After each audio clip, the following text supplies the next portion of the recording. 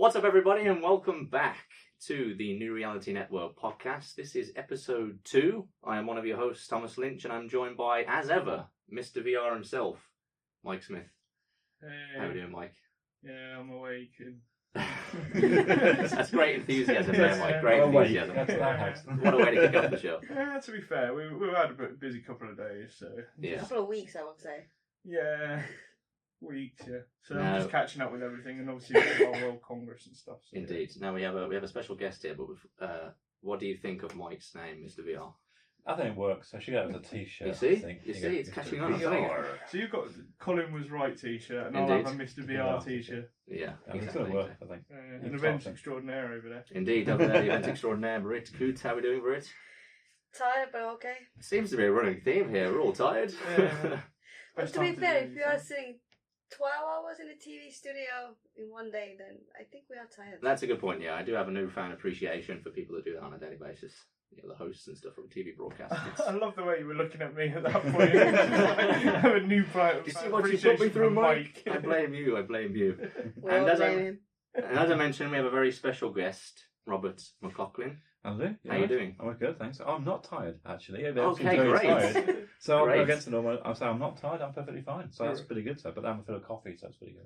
You're responsible for the enthusiasm of the show. You're All right. responsible adult? No. So for the uninitiated, as I mentioned, this is the New Reality Network podcast where we talk about VR and 360-degree video, bring a topic of discussion to each episode where we talk about for 10, 15 minutes or so.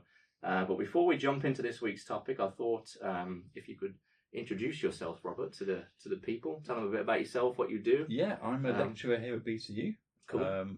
Well, I teach kind of business support management over in the School of Digital Media Technology, but also work within our department within the areas of research as well. So a lot of the guys down in the DMT lab are looking at this kind of technology, looking at virtual reality technologies, looking at augmented reality technologies, and applying that not just in gaming, which is pretty important, to be honest. I mean, Yeah. it is.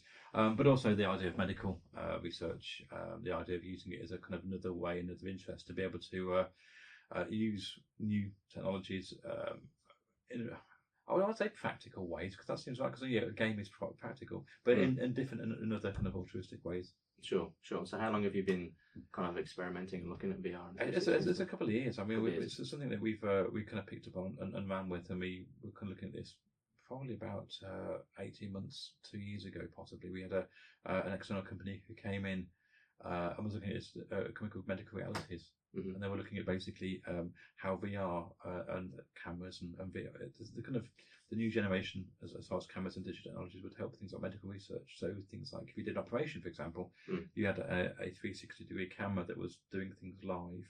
Sure. Or the fact, of course, you could apply it to doctors if you're doing some sort of medical research and you're in a VR environment. It assists and helps you in some ways as well. So that's kind of interesting. So yeah, probably about 18 months, 2 years on the time. Cool. So I guess jumping off that, then we'll jump into the main topic of the show. Obviously, our focus is very much media.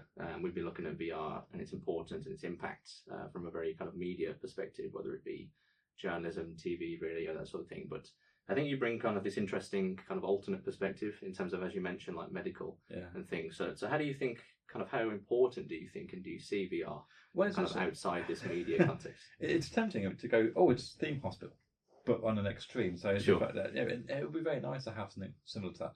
But I think the idea is people are kind of slightly wary of VR as they were when it originally came out about 30 odd years ago, as it's clunky and doesn't work properly. But if you guys have played the games, you know that the ability to throw and project really quite high definition and very responsive images within the environment works really well. So this idea of looking at medical research, I mean, the guys downstairs are looking at this idea of virtual skeletons and have it within a virtual space, so you could put your headset on and you could walk and see your way around a virtual body in some ways and be able to sort of have some sort of haptic feedback in it as well. So as well as having your headset on, you'd have sort of response to things. So essentially you'd have a power glove, which is what we refer to it going back to the Nintendo days, where you have something that would vibrate or sort of haptic feedback on your gloves within the things that you're doing. The areas that people were looking at also were things like dentistry. Of course, if you've got a VR headset within a mouth situation, of course you start putting some sort of feedback and sort of push-pull mechanism within your kind of feedback systems. it makes it so that you're working without the need for heads, the need for teeth, the need for skulls, and you get some sort of environmental work that's working. So yeah, I think it's if it's not mainstream yet, I think there's certainly a lot of people who'll be looking at it maybe as a kind of offshoot that it's certainly worth exploring as far as research is concerned. So would you say then that the emphasis is on us as media to kind of then pick this technology up and show what we can do with it as media to kind of draw, to have that kind of knock-on effect of drawing more attention to the kind of research that you're doing with applications in, you know, I think it's. I mean, usually research filters down to mainstream stuff. So you know, the people who are researching, obviously, sort of graphics cards, for example, game-wise, and looking at that will filter down through, you know, a couple of generations at the time to a gaming market, for example.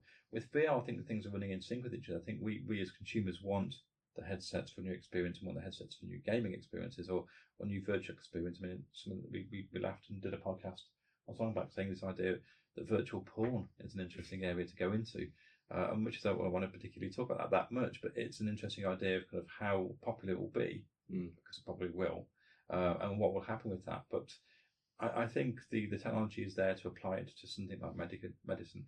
Also things like social journalism as well, this idea that maybe with the cameras you've got here within the space, you can start putting sort of social journalism together. So I don't think it should be kind of maybe pigeonholed into gaming or research or citizen journalism or kind of digital media stuff. I think the idea is that it'll propagate across most platforms, I think, and in most areas. I think the technology is there, the base is there, and has been for a long time.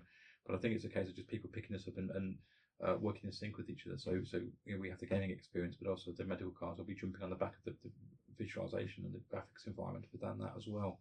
Sure. But I also think it may be not just gaming and also not just medical. I also think there's the potential for film. We did some work about a year ago with a director called Brian Yuzna. And Brian Yuzna's a horror director from the 80s that most people haven't heard of. But he was looking basically saying VR could be a way of reconnecting with an audience that's kind of lost its interest in horror movies. Because, of course, you think if you put a headset on, for example, and you've got a narrative of a film that's working around you in some way, in some space, that will be an interesting environment to work into. Whether you miss the thing that happened behind your head, I'm not too sure. But imagine playing a game in that, but also sort of watching a horror movie and being completely immersed within the situation. It's quite a weird experience, I would think. Yeah, I was going to say, we've seen experiences in terms of game-wise. What was there? There's Until Dawn, Rush of Blood, which is supposedly quite good, although that's on rails. But obviously we've talked about other stuff that we've been working on, like the impact of Resident Evil and the take-up of that. I mean, that's quite horrific, and there's things like the kitchen and stuff. It's interesting you say about the horror thing, because I think that ties back into the health and something we as media need to cover, is because while it might kind of reinvigorate that genre in terms of film side of things, there's still no real discussion about the psychological impact of That's it. Yeah, when we mentioned the porn element, there has been reports about this and saying it was kind of an interesting area to discuss, because the psychological area of, if you're, should we put it crassly, you've got somebody on there doing something to you on a headset. Sure. The psychological fact that it's, even though it's not there, is it cheating? Do you feel that you're watch something on the internet, switch it off, no problem at all? But you have that in an environment where you are fully immersed within an experience. The psychological effects of that will be quite a big thing. To kind of round things up, Robert, where do you kind of see, or when do you expect to see VR and kind of 360 become more into the mainstream in terms of industry, kind of outside the media, whether it be engineering, medical, that sort of thing? I think it's become mainstream now. I think the fact we can buy headsets in our local high streets, we can go down and physically pick up the kit and the equipment and play the games for it, has the fact that maybe for the mainstream audience are going to see sort of basically VR it is relatively kind of mainstream as it is. I think companies will take a little bit longer. I think the fact that there's reluctance to invest too much, especially when it's the new technology that hasn't been proven. I think a lot of companies are so much slower, especially when people have been burnt by kind of other sort of technologies, whether it be Blu-rays or curved tellies or whatever it could be. A lot of companies aren't really that interested in spending a lot of cash. However, I think realistically, pushing the edge at the same time as consumerism is happening at the same time, I think people will start noticing the fact you've got a VR headset at home, buy your games console, buy your TV, that will I think will eventually bleed into sort of research and design areas in business, and business will be developing that as well as games. I just wanted to offer a counterpoint. I'll disagree on that. I think it is mainstream for businesses. I think the problem is nobody really understands necessarily how to implement it in some way that it fits with them. And I think also, working with the tech sector, it's like everybody sort of talks about coding as being a skill gap, but actually I see this as being a massive skills gap, and that kind of highlights why so much different types of content isn't available for those that have got. It's not there yet, is it? There's nothing being made yet. It's not. It's there, and we can pick it up, and we can pick up a specific game or a company can run with it. So that we mentioned before, this idea of kind of the Ghostbusters guys. They're doing this thing in New York, so they're applying the technology to a thing. But as it's not the same as film yet, or DVD, or anything. It's not hitting the public consciousness maybe as much as a lot of stuff is just. I think that's why it kind of makes this technology interesting in the sense that the consumer demand's there for it, the gear's there for the consumers. It's the content that's the problem. There just isn't enough of a. Well, to be fair, if you think about it, then everything's expensive as well. Vive itself is like 800-900 quid. I would argue the convenience as well. Like as soon as you start to see it become more convenient to use and stuff, you'll see a lot more people kind of buy into it. I think. I'd argue cost isn't a factor because HTC have said they've sold over 1 million Vives. PlayStation's close to it. Daydream's doing well. The mobile headset from Google, even though that's locked to Google devices, the same as Samsung Gear. Even Oculus is selling well. And they're predicting something like 60 million various VR headsets by the end of 2017. I mean, that's what I'm saying. It's not the cost element that's the issue. I think it really is the content because consumers are investing in it. I think you're right. I think in many ways, this is probably where the technology element will come into, that people aren't seeing this as a legitimate cutting edge yet. There's tinkering. So I said our department is looking at this stuff quite seriously. But I don't know whether that's happening across more mainstream universities as well. It might be sort of here, and Warwick probably got very small departments looking at stuff. But when you start applying that into the research comes as part of your guys' stuff, as well as our guys' stuff, and across the board, and then kind of research takes and somebody embraces it. A TV show does. We've got a TV show, then we've got a virtual experience at the same time. And it doesn't become a fringe thing, and it becomes more mainstream. And we talk about it as we talk about a CD player or a mini disc player, and all these things that happen maybe that people which is invest in this but haven't got that far in it, or kind of it was a redundant technology, didn't go anywhere. But I think realistically, I think this will be around for a long time, hopefully.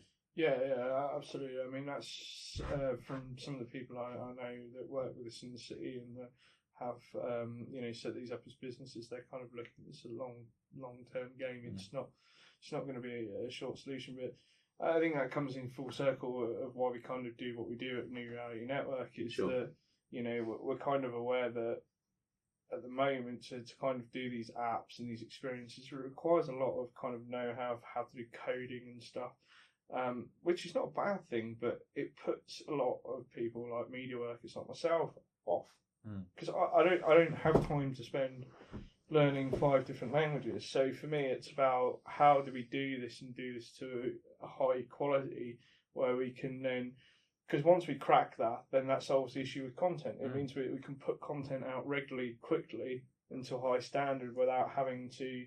It's a tricky thing. Is there a consumer demand? Is there creatives to put the consumer demand there? But there's also the technologists that will back up the creatives to put it out. So this kind of weird triangle of, should we invest our time into this? Will people buy into it? And people go, well, are we going to buy into it if there's no technology there? So there's kind of probably a little bit of kind of loggerheads at the moment to see whether there's no content out there to buy into. People aren't going to buy into it. If people aren't buying into it, there's no content made in the first place.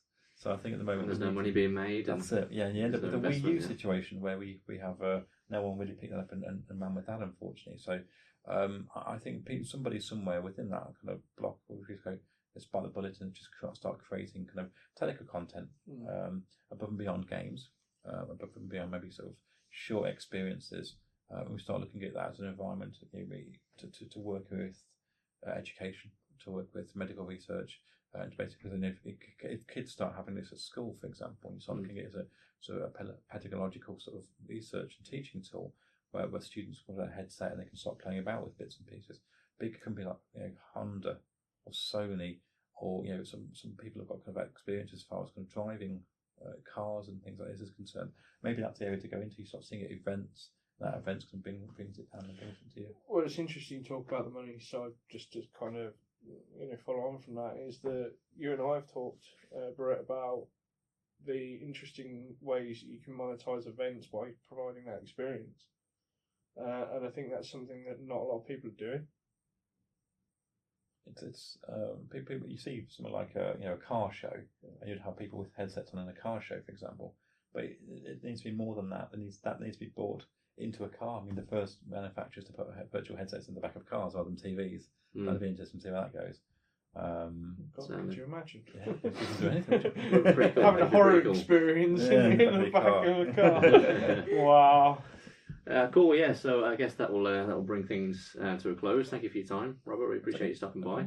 And that's going to about do it for kind of episode 2 of the New Reality Network podcast. Thank you guys for tuning in and listening.